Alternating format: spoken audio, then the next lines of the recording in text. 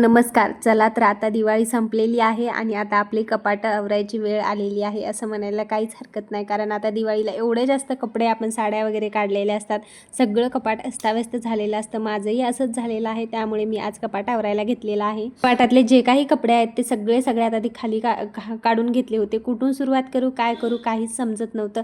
चला म्हटलं आता यांच्या कपड्यांपासूनच सुरुवात करूया. सगळ्यात आधी सगळे कपडे त्यांच्या इस्त्रीच्या बाजूला काढून घेतले.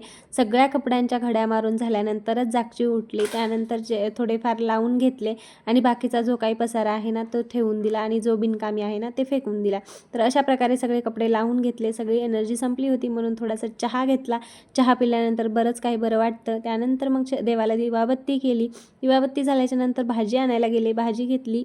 बारीक मिरच्या घेताना मी घेते असते, या तिखट खूप असतात आणि फ्लावर घेताना असा गच्च बघून घेते, जेणेकरून ह्याच्यामध्ये आळ्या वगैरे निघत नाहीत. आणि रात्रीच्या जेवणात असा पुलाव बनवला. पुढच्या व्लॉग